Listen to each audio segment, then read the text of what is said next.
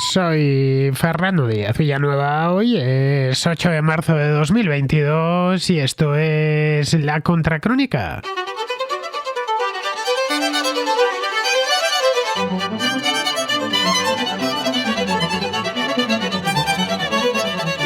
El ministro de Exteriores de China, un tipo llamado Wang Yi, informó ayer que China está mediando en la guerra desatada tras la invasión de Ucrania por parte de Rusia.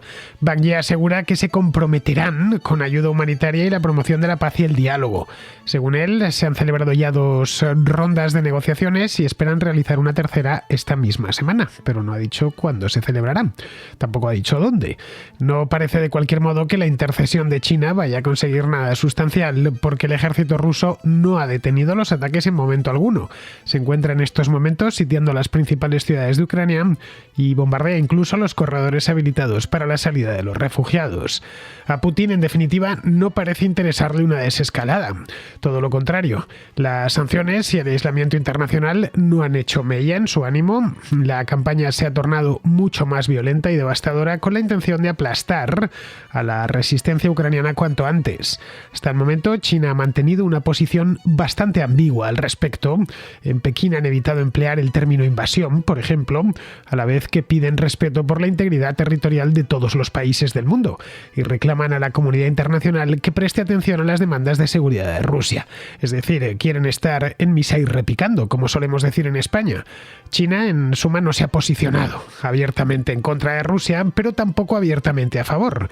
Trata de navegar en aguas revueltas con la idea de sacar partido de todo esto. La posición de China deja a la vista el formidable aislamiento político de Vladimir Putin. Desde que diese comienzo la invasión, el pasado 24 de febrero, se ha ido quedando solo. Ninguno de los países encuadrados en los BRICS, Brasil, India, Sudáfrica y la propia China, le ha apoyado de forma inequívoca. Tan solo gobiernos como el de Bashar al-Assad en Siria o el de Alexander Lukashenko en Bielorrusia o el de Nicolás Maduro en Venezuela se han alineado sin fisuras con el Kremlin. Es mucho lo que tienen que agradecer a Putin y así se lo están haciendo ver. Pero esto, evidentemente, es una gota en el océano. Prácticamente toda la comunidad internacional ha condenado la invasión de Ucrania por ir contra el derecho internacional, algo que ha quedado muy a la vista. Xi Jinping no es ajeno a ello. No quiere quemar sus naves apostando por un perdedor. Menos aún en un año crucial como 2022, en el que se celebrará el 20º Congreso del Partido Comunista de China, del que espera salir fortalecido y con el encargo de un nuevo mandato, que sería ya su tercero. La guerra en Ucrania no le conviene, le coloca en una posición incómoda y le obliga, y esto es lo peor de todo, le obliga a mostrar sus cartas. Es inevitable no pensar en Taiwán cuando se habla de Ucrania. Y eso es lo que Xi Jinping no quiere bajo ningún concepto. No desea que se relacionen ambos casos, que se relacionen en China y sobre todo que se relacionen en Taiwán. Pero es imposible no hacerlo, especialmente cuando en Taiwán todos se miran en el espejo ucraniano y se contemplan a sí mismos en el futuro.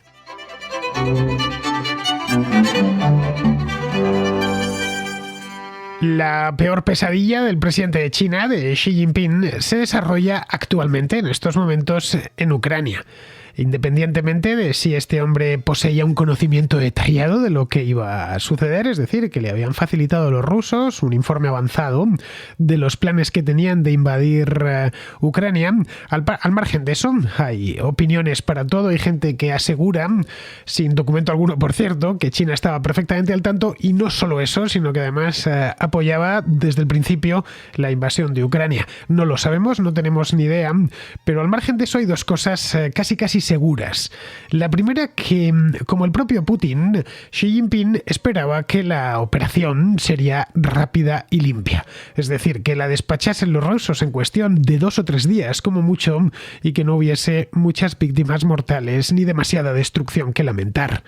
Que incluso en el caso de encontrarse la resistencia, tal y como les ha terminado sucediendo a los rusos, el ejército, un ejército grande, bien equipado, entrenado en Siria, en tareas propiamente de combate, y han estado allí varios años, pues que en el caso de que se encontrase algo de resistencia, este ejército, un ejército formado por veteranos, aunque luego la realidad es que los veteranos de Siria son muy pocos, pero sí los suficientes como para poder librar una guerra, desde luego tiene más veteranos en guerras que el ejército chino, bien, este ejército se impondría sin demasiados contratiempos a los ucranianos.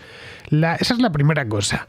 La segunda es que la respuesta de la comunidad internacional sería suave.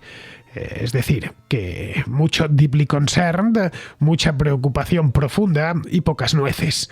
Estados Unidos y sus aliados de la OTAN se quejarían amargamente, protestarían ante las Naciones Unidas, amenazarían, escribiría seguramente von der Leyen y alguien de la Casa Blanca, un editorial en el Times de Londres o en el Wall Street Journal quejándose de lo malo que es Putin, pero luego, a la hora de la verdad, dejarían a los ucranianos a su suerte, sin ir más allá de una batería de sanciones meramente superficiales, es decir, mantener las que ya tienen y como mucho sumarle alguna otra para salvar la cara.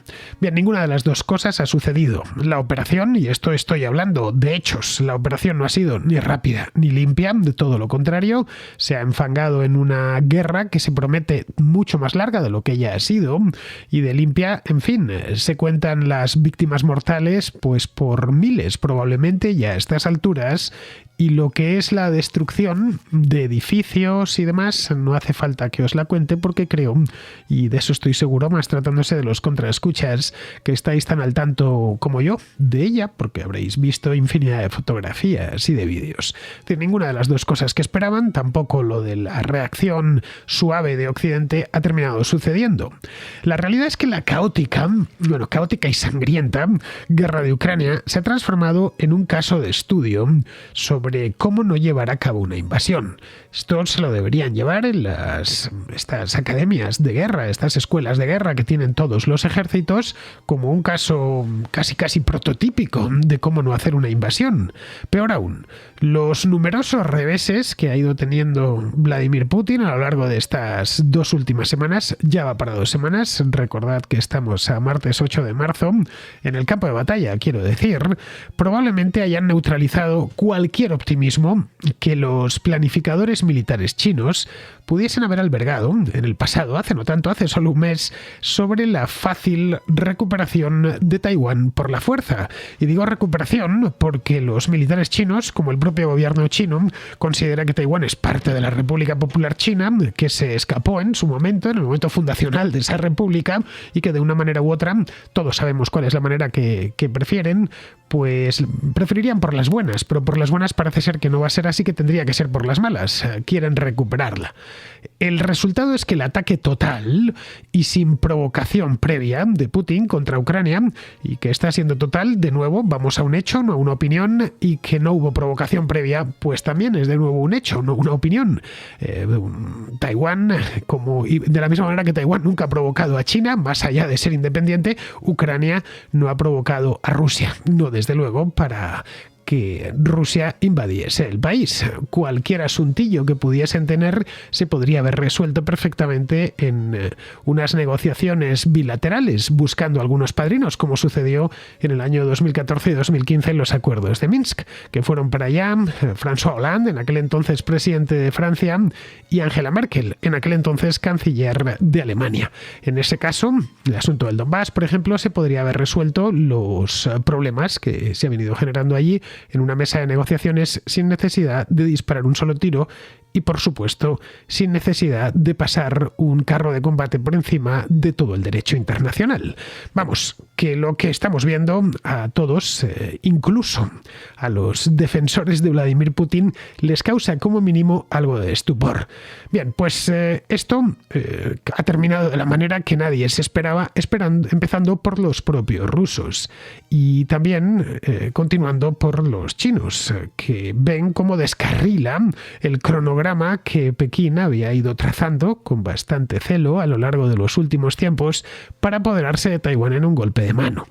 Antes de la invasión de Ucrania, la probabilidad de un ataque chino, a corto plazo quiero decir, contra Taiwán ya era baja. No nos engañemos, no es que estuviesen ni muchísimo menos ya con el cuchillo entre los dientes en las playas de Fujian esperando a saltar sobre la isla, en absoluto. Aunque China ha tratado de cerrar ciertas brechas de capacidad de su ejército con respecto a esa brecha, con respecto no al ejército de Taiwán, evidentemente es mucho más grande el chino, sino el de Estados Unidos. El ejército chino, denominado oficialmente Ejército Popular de Liberación, aún carece de los medios y de la tecnología necesaria para invadir Taiwán. Y no tanto para invadir como para invadir y asegurar la isla frente a un contraataque de la Armada de los Estados Unidos. Además, hay poca evidencia de que China esté considerando o trazando planes para invadir Taiwán en estos momentos, o que estuviese trazando planes o los tuviese desde luego muy ultimados hace unos meses o un año. Es un plan, eso yo creo que no cabe la menor duda, porque además los líderes chinos se encargan de recordarlo de vez en cuando. No renuncian a lo que ellos denominan la reunificación de las dos Chinas, es decir, de la China rebelde, la de Taiwán, la de Chiang Kai-shek, y la China buena, que es la que representan ellos. Pero este plan es a medio-largo plazo. La razón es que Xi Jinping lo que quiere ahora no es tanto apoderarse de Taiwán y presentarlo como una gran conquista, sino prosperidad, salir de la crisis económica que atraviesa el país, una crisis un tanto peculiar, ya sabéis, con crecimientos todavía altos. Lo hemos tratado varias veces aquí en la Contracrónica, los problemas inmobiliarios de China, los problemas que han tenido a lo largo del último año a consecuencia de la pandemia, y necesita retornar a la prosperidad proverbial de hace solo 4 o 5 años. Y también necesita estabilidad política y estabilidad social, porque se avecina el 20º Congreso del Partido Comunista, que se celebrará pues dentro de unos pocos meses, este mismo otoño. Ahí lo que espera es el encargo de un tercer mandato. Algo que sería, en cierto modo, histórico. Bueno, no se recuerda un tercer mandato desde tiempos de Jiang Zemin, exactamente. Mao Zedong tuvo muchísimos mandatos, creo que hasta 6, pero de la época post-maoísta en China, solo Jiang Zemin consiguió encadenar 3. Sus predecesores inmediatos, que fueron el propio Jiang Zemin y luego Hu Jintao, estuvieron al frente de la Secretaría General del Partido 13 años, estuvo Jiang Zemin, y 10 años Hu Jintao. Xi Jinping lleva ya 9 años y medio, por lo que igualaría a Zemin, que rigió los destinos del partido, bueno, del partido y del país. No olvidemos que aquí él es un régimen dictatorial de partido único en el que quien maneja y quien es dueño del partido es también dueño del poder. Bien, pues Zemin estuvo entre 1989 y 2002. Me lo había apuntado para que no se me olvidase. De esto hace ya más de 20 años. Xi Jinping necesita unos cuantos años más. Necesita 5 años más como mínimo, y los que vengan, evidentemente, después, para materializar su visión, una visión que ya vimos aquí en la Contracrónica hace unos meses, con motivo de la celebración del aniversario del Partido Comunista. Le dediqué de hecho un programa a este tema. Quiere materializar su visión de una China convertida ya no solo en un país del primer mundo, sino convertida en la primera potencia mundial, tanto en el ámbito económico como en el ámbito militar, es decir, convertida en un actor hegemónico. En ese gran proyecto está la anexión, reunificación, como os decía antes, como dice el propio gobierno chino, de Taiwán. Desde hace unos años, China ha intensificado, y esto de vez en cuando sale en la prensa, generalmente como breves, no tanto en la prensa taiwanesa, para ellos son asuntos de primera plana de los periódicos, pero hasta Occidente llegan en breves. De vez en cuando se encuentra algún artículo de opinión sobre este tema, pero no es algo que preocupe. Bien, pues desde hace unos años China ha intensificado sus incursiones aéreas en el espacio aéreo de Taiwán, pero estas provocaciones no indican ni muchísimo menos una invasión a corto plazo. Sirven para estar presentes ahí y avivar el nacionalismo propio, el nacionalismo de los chinos, especialmente de los chinos de la China popular, quiero decir, porque los taiwaneses son tan chinos como los chinos, no lo olvidemos. El nombre oficial de Taiwán no es Taiwán, el nombre oficial de Taiwán es República de China. De ahí que cuando compremos un producto que está hecho en Taiwán, a veces pone Made in Taiwan y en otras ocasiones Made in ROC, Republic of China. Esa es la razón por la cual utilizan ese acrónimo. Pero bueno, los dos son chinos, pero los chinos populares consideran que esa isla rebelde hay que recuperarla cuanto antes, y esto también lo sabe el gobierno. De hecho, las últimas incursiones aéreas fueron hace poco tiempo. Utilizan ciertas fechas cargadas de simbolismo patriótico. En octubre del año pasado hicieron unas cuantas incursiones para conmemorar la fundación de la China popular. Otras incursiones aéreas están claramente destinadas a disuadir a Taiwán de adoptar ciertas posiciones políticas que Pekín considera incómodas. La semana pasada, los cazas chinos, por ejemplo, entraron en el espacio aéreo de Taiwán justo después de que la presidenta taiwanesa, que se llama Tsai Ing-wen, expresase su apoyo a Ucrania. En ese ambiente siempre tan caldeado, varios políticos taiwaneses establecieron equivalencias entre los problemas de Rusia con Ucrania y los de Taiwán con China.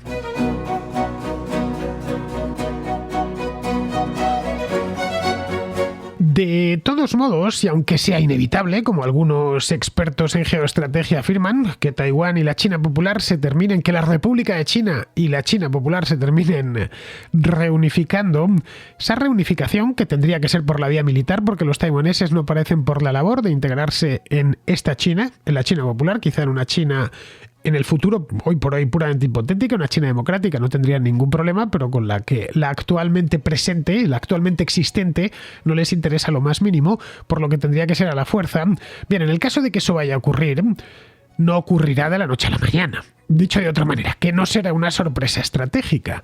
Taiwán, a diferencia de Ucrania, Taiwán es una isla, separada del continente por un estrecho, el estrecho de Formosa, que tiene entre 150 y 200 kilómetros de ancho, por lo que cualquier invasión implicaría una operación anfibia, una gran operación anfibia y aerotransportada. Esto complica mucho las cosas, desde el punto de vista operativo. Algunas partes de Taiwán, como el archipiélago de Kinmen, que está pegado a la costa de la provincia de Fujian en China, caerían sin problemas. Bueno, tan pegado que está a la vista, vamos. Desde Kinmen se puede casi, quizás estoy exagerando, tira una piedra a uno en Kinmen y que esa piedra cae en Fujian. Pero vamos, que está realmente cerca. Eso no sería indefendible y creo que el gobierno taiwanés lo sabe desde el principio, pero no la isla principal. Vamos, como veis, esto no tiene nada que ver con los 1.300 kilómetros de frontera terrestre totalmente llana que hay entre Ucrania y Rusia. A los chinos les harían falta, pues, meses. Muchos meses para prepararse, para desplazar, para posicionar sus fuerzas, y no solo sus fuerzas ofensivas, sino también todos los elementos logísticos, en áreas que tendrían antes que identificar a lo largo de la costa de Fujian. Bien, esos esfuerzos, con todo, palidecen en comparación con la inmensa dificultad que enfrentaría el ejército chino para transportar de manera segura todas esas fuerzas hasta la isla de Formosa. Repito, son de 150 a 200 kilómetros de mar. No estamos hablando del estrecho de Gibraltar o del Canal de la Mancha, que son poco menos casi que hilos marítimos. En este caso, el estrecho es un estrecho especialmente ancho. Habría que trasladar todas esas tropas de un sitio a otro, y esto sería todo un problema. Cualquier militar que me esté escuchando se lo puede imaginar sin demasiados, que sepa lo que cuesta mover tropas con garantías de que esos transportes no los hunda la fuerza enemiga.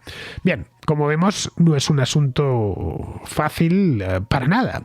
Luego, para complicar aún más las cosas, la planificación de China, es decir, que si se quiere meter en esto, tendría todavía más problemas añadidos una vez metidos en harina, una vez metidos en combate. Y es que los soldados chinos no tienen demasiada experiencia. Hasta la fecha la China Popular ha sido una potencia pacífica, al menos desde el punto de vista militar, quiero decir.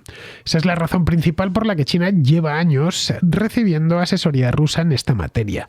Rusia, recordemos, es una potencia militar con experiencia sobre el terreno. China es una potencia económica. Estados Unidos es ambas cosas.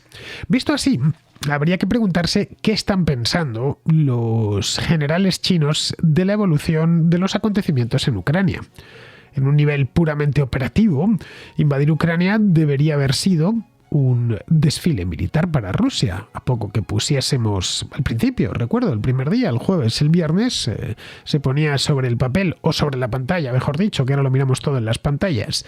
Mirábamos el número de efectivos y la cantidad de equipamiento disponible de rusos y de ucranianos, y la cosa era verde con asas. Vamos, parecía que no había color, en una palabra, y que por lo tanto la invasión sería rápida. Eso en un nivel puramente operativo. Rusia disfruta además de proximidad física.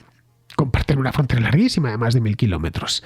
Y luego los invasores pueden aprovechar pues todo lo que hay en Ucrania, las carreteras, por ejemplo, los ferrocarriles ucranianos. Conocen bien el teatro de operaciones, porque al milímetro. Porque Ucrania disponen de mapas topográficos perfectos de Ucrania, porque Ucrania hace no tanto tiempo fue parte de la Unión Soviética. Y además hace solo 8 años ocuparon Crimea, que han estado allí metidos desde hace ya un tiempo. Luego, los rusos son también muy habilidosos en la guerra urbana, tal y como se pudo ver en Chechenia y luego más recientemente en Siria. Tienen luego los rusos una ventaja crucial, que es la dependencia de Europa. La dependencia que Europa tiene del gas ruso. Eso ha terminado modulando su respuesta. Alemania o Finlandia o Eslovaquia cubren buena parte de sus necesidades energéticas gracias a Rusia. Y eso cuenta mucho, más de lo que pensamos. Toda la estrategia se basó en que la capacidad de respuesta de los aliados europeos de la OTAN estaba muy restringida por la necesidad de que el gas siga fluyendo. Bien, nada de eso sucede en Taiwán, que es una isla cuyos aliados más cercanos no dependen de China para mantener la luz encendida. Compararlo, evidentemente desde el punto de vista político, sí es comparable Taiwán y Ucrania, pero como vemos desde el punto de vista militar son dos historias completamente distintas. Pero probablemente lo que más haya llamado la atención de los chinos está siendo de los chinos no solo, también del resto del mundo, es la disposición de los ucranianos, del ucraniano de a pie, no de soldados profesionales, a jugarse la vida para defender su independencia. Y luego también la habilidad del gobierno ucraniano de Volodymyr Zelensky para llevar la voz cantante en la batalla del relato, que en nuestro tiempo pues es una batalla fundamental. Casi tan importante como la batalla que se libra con las armas de fuego. Se cuentan por miles los vídeos de las unidades rusas bombardeando a la población civil, de soldados rusos deponiendo las armas voluntariamente y negándose a matar civiles inocentes, o de acorazados y vehículos de transporte del ejército ruso que caen en manos de los ucranianos. Hemos visto algunos vídeos y algunas fotografías que parecen sacados de la antología del disparate. La semana pasada vi uno que no pude evitar reírme. Cómo se llevaban unos con un tractor, unos campesinos con un tractor se llevaban un acorazado ruso. Lo habían enganchado con una cuerda y se lo llevaron, pues no lo sé, a desguazarlo. Y se les veía a los dos entusiasmados, evidentemente. Parecía la guerra de Gila, aquello. Bien, todo esto lo estamos viendo. Evidentemente hay otra historia. Probablemente estén cayendo también unidades ucranianas y estén perdiendo armamento. Pero no lo estamos viendo de la misma manera, porque son los ucranianos los que esta guerra se está librando en Ucrania, no en Rusia, no lo olvidemos. Los que graban a las unidades rusas haciendo el ridículo son los ucranianos, no graban a sus propias unidades, como es perfectamente lógico porque tampoco quieren mostrar ni al mundo, ni al enemigo, ni a los rusos quieren mostrar la ubicación de sus unidades. De tal manera que esto está contando bastante. Entre tanto, el presidente ucraniano, el Volodymyr Zelensky, se ha negado a abandonar el país, cosa con la que quizá Putin contaba, que iba a morirse de miedo, no deja de ser un actor, y se iba a marchar. Claro, un actor frente a un agente del KGB, la cosa parecía que iba de suyo, que iba a ganar el agente del KGB seguro. Bien, por ahora, aunque parezca mentira, va ganando el actor, pero con muchas leguas de distancia. Pues bien, este hombre se negó a abandonar el país a pesar de que le ofrecieron en Estados Unidos sacarle de allí, y con poco más que un smartphone se ha convertido en todo un símbolo de la independencia de Ucrania. Bien, esta pregunta es importante, ¿podría enfrentar una situación parecida al ejército chino si se plantease invadir Taiwán poniendo toda la carne en el asador, como está haciendo el ruso en Ucrania? Pero la respuesta aquí es cortísima. Por supuesto que podría, claro. Razón por la cual China está vigilando muy de cerca la situación, por la cuenta que le traen. De entrada, en Pekín difícilmente podrían haber previsto la respuesta internacional. Mucho más amplia y mucho más dura de lo que todos esperaban, de lo que todos esperábamos. Y claro, evidentemente ellos tampoco. La severidad de las sanciones occidentales impuestas a Moscú, incluida la separación del Banco Central de Rusia del sistema financiero mundial, no tiene precedentes. Las sanciones occidentales, junto con los nuevos controles de exportación, ya están causando estragos en la economía rusa. No hay más que echar un vistazo a la cotización del rublo. Bueno, hasta el punto de que si esto se mantiene mucho tiempo, es que va a tardar años Rusia en recuperarse de este golpe. Luego, al mismo tiempo, Europa y Estados Unidos parecen estar preparados para absorber los costes asociados con medidas tan duras, incluso a expensas de su propio crecimiento económico. Y lo estamos viendo con el alza del precio del petróleo y sobre todo el alza del precio del gas natural, que está poniendo la electricidad en Europa por las nubes. Luego, por último, la expulsión de Rusia del orden internacional también se extiende a las Naciones Unidas, donde China lleva años, décadas trabajando para construir su marca internacional y ejercer su influencia desde ahí. En cuestión de días, los diplomáticos de la ONU han reducido a Rusia, ojo, un miembro con poder de veto en el Consejo de Seguridad de la ONU, a un estado casi paria. China se ha encontrado a solas defendiendo la invasión rusa junto a lo peor de cada casa. En fin, países, estados con muy mala fama, pobres y con muy poco peso internacional, como Corea del Norte, Siria, Bielorrusia o Venezuela. Ahí no se quiere ver Xi Jinping. No quiere que esa sea su carta de presentación en el mundo. Ponerse al frente de semejante grupo de inadaptados está muy lejos del objetivo de Xi Jinping de liderar pues algo así como una nueva era de relaciones internacionales, en la que Pekín y Moscú vienen a suplantar a Washington y a Bruselas, que a todos los amigos de las dictaduras pues le pone los ojos en blanco un escenario como ese. Además, si el régimen pensó alguna vez que sus vínculos comerciales con otros países les protegerían de la condena multilateral tras un ataque hipotético a Taiwán, pues las evidencias lo que sugieren es lo contrario. Sugieren que Pekín podría encontrarse con un bloqueo general por parte de todos sus clientes. Si están exponiéndose a que tienen que apagar la luz, a que les interrumpen el suministro de gas o de petróleo, no digamos ya con otro tipo de productos. La gran incógnita es cómo gestionará Xi Jinping este nuevo escenario tan inesperado. Probablemente no lo sepa aún, es lo más seguro. El mundo entero se ha puesto patas arriba en las últimas 2 semanas y la batalla por Ucrania está lejos de terminar.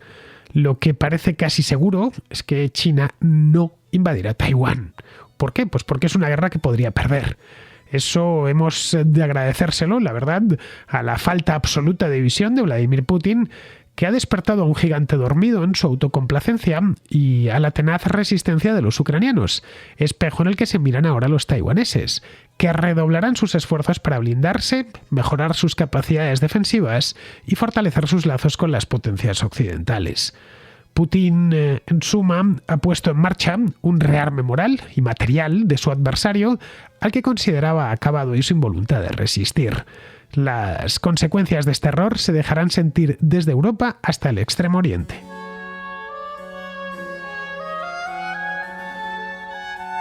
Vamos con la contrarréplica. Empezamos con Pablo, que nos comenta esto del boicot que muchas empresas occidentales están haciendo a Rusia y lo están haciendo de manera voluntaria, sin que nadie se lo imponga. Hola Fernando, te quería traer un tema que supongo que no seré ni el primero ni el último que te lo trae, pero es sobre cómo están actuando las empresas con su relación con Rusia después de que los gobiernos, instituciones pues hayan puesto sanciones, que estén siendo las empresas de motu propio las que están cambiando sus relaciones con Rusia, dejando de hacer negocios temporalmente o cerrando tiendas, etcétera.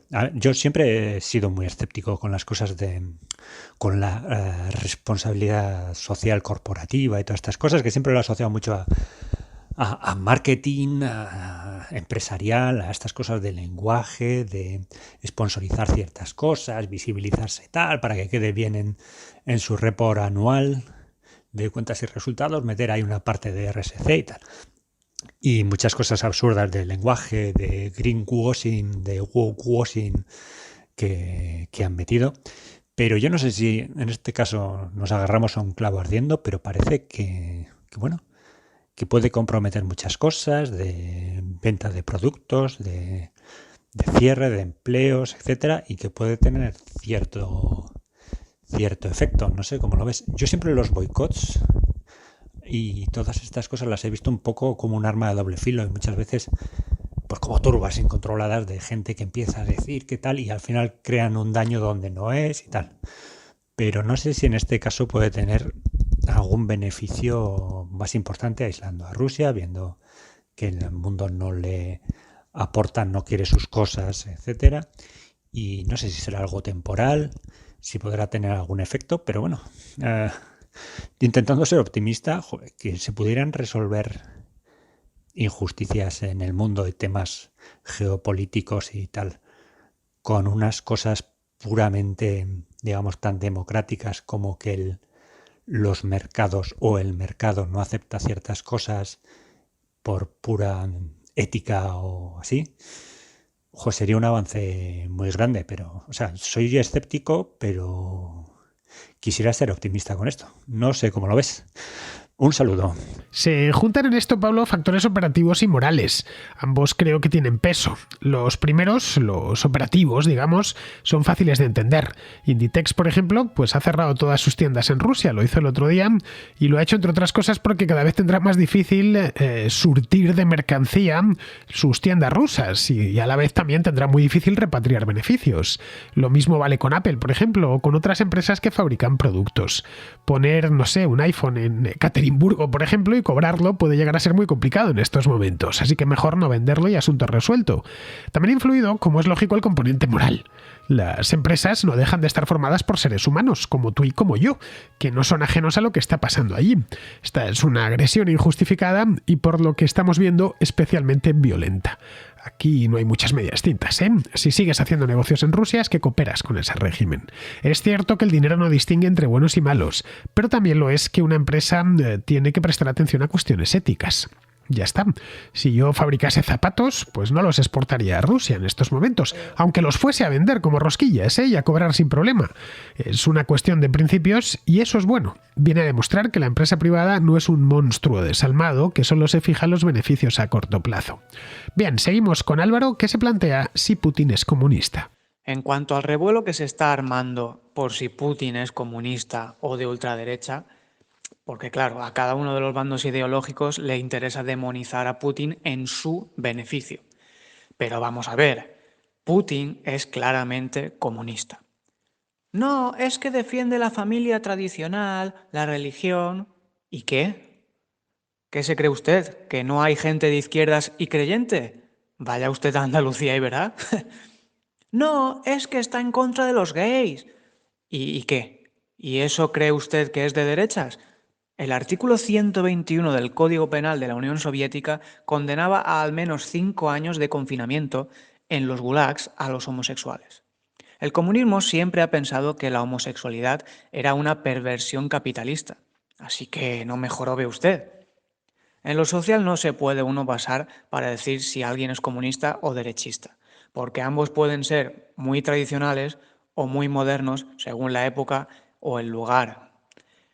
Es en lo económico en lo que uno se debe basar para decir si alguien es comunista o derechista. Y Putin ha expropiado más que Hugo Chávez. Anda que no ha nacionalizado empresas. Al propietario de la petrolera Yukos incluso lo metió en la cárcel, que era el entonces hombre más rico de Rusia. Su crimen, hacerse rico. Es que eso para la izquierda es un crimen imperdonable. Y tienes que ir a la cárcel. Y por supuesto te expropió la empresa. ¿Qué coño va a ser de derechas Putin? Es comunista. Yo no creo, Álvaro, que Putin sea comunista, sinceramente te lo digo. No sé, quizá lo fue en su juventud, cuando se enroló en el KGB, pero ahora no lo es. Eso casi te lo puedo garantizar.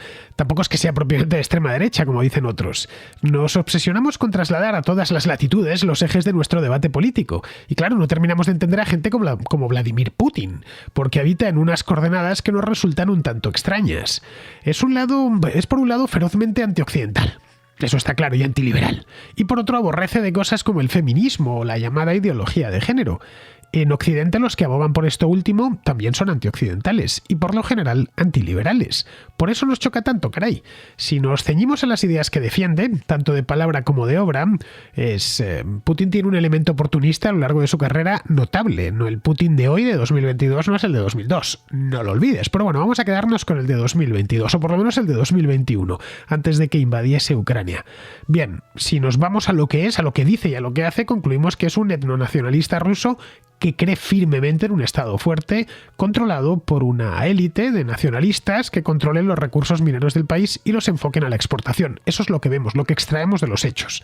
Rusia no impide la iniciativa privada, ni planifica la producción. Por lo que llamarle comunista pues es un tanto aventurado, a pesar de que encontramos puntos en común con algunos comunistas o socialistas radicales, como podría ser Nicolás Maduro. Tampoco encaja con lo que denominaríamos aquí un político de derechas.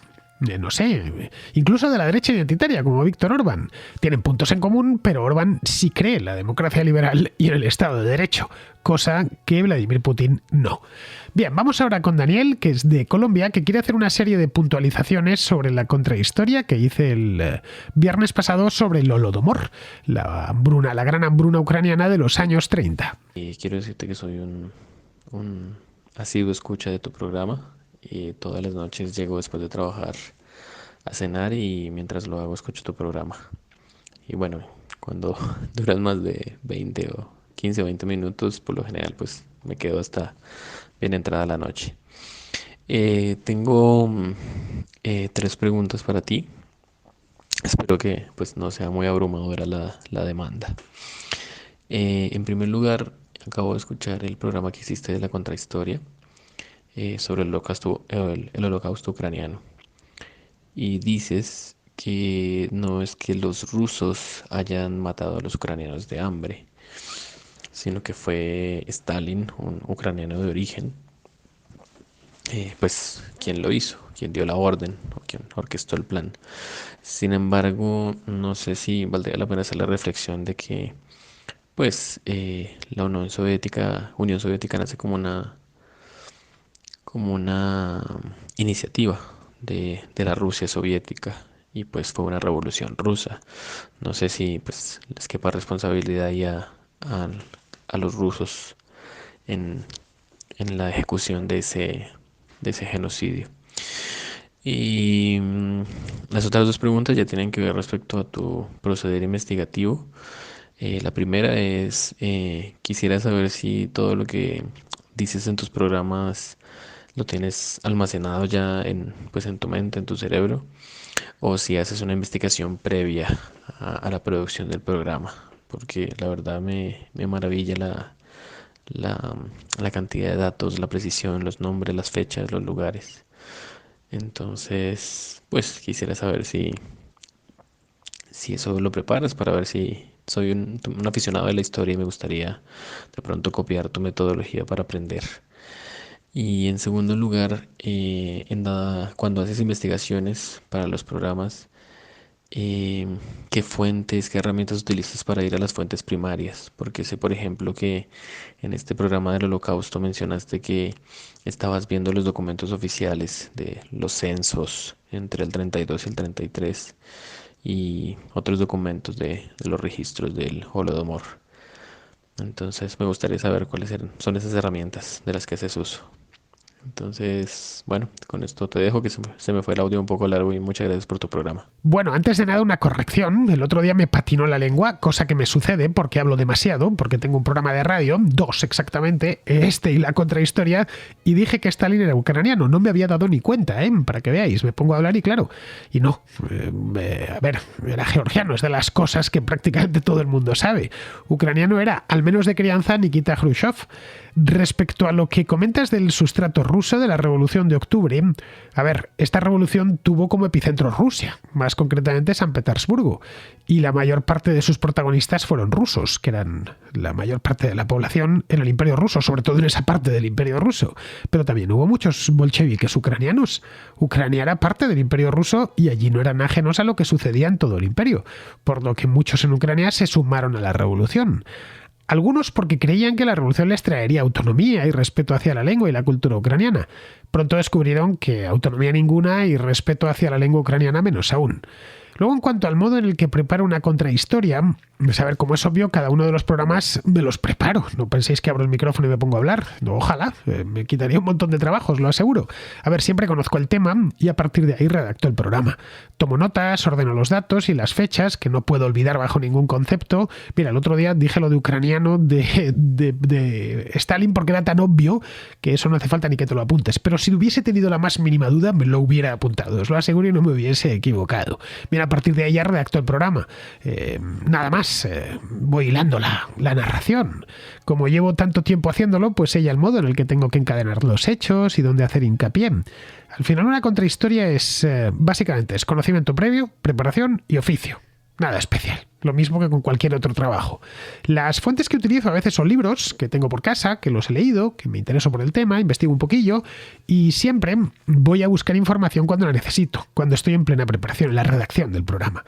No sé, miro un mapa, en el caso de que encuentre un dato lo contrasto y voy a mirar si es cierto, si es necesario, mirar ese mapa, busco la información que necesito, en una palabra para hilar el relato. Todo eso lo tienes disponible en internet, ¿eh? Tan solo hay que saber qué preguntar a Google. Bien, pues vamos a terminar. Vamos con Pizarro, que nos habla de uno de los frentes en esta guerra a Ucrania, que es el frente mediático. Cuando un político, cuyo trabajo esencial es la gestión de la mentira, censura un medio de comunicación por la libertad y por la verdad, todos perdemos un medio de comunicación propagandístico y ganamos políticos más engolfados en la hipocresía y el autoritarismo. A mí no me salen las cuentas.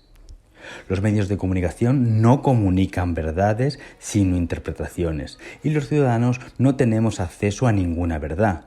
Tan solo podemos tener opiniones propias elaboradas a partir de la información disponible, que suele servirse ya opinada para quien no tenga tiempo o interés en elaborar nada. Russia Today no se censura por propagar mentiras, sino porque éstas no son las que el censor pretende propagar. Y las excusas grandilocuentes del censor son solo fariseísmo. Un gran saludo de Pizarro. Y hasta aquí, queridos amigos, llega la contracrónica de hoy, que es día 8, mañana será 9 y habrá contracrónica, por supuesto, también habrá el 10. Eso sí, el 10 estaré en León. Os lo digo ya de antemano, porque voy a estar allí presentando y firmando ejemplares de la contrahistoria de España. Lo digo a los contraescuchas leoneses o de la zona, por si se quieren acercar. Yo estaré encantado de recibirles y de hablar con todos ellos. Muy bien, queridos amigos, pues entre tanto, en lo que me voy a León, que todavía faltan un par de días, me despido de vosotros. Hasta mañana.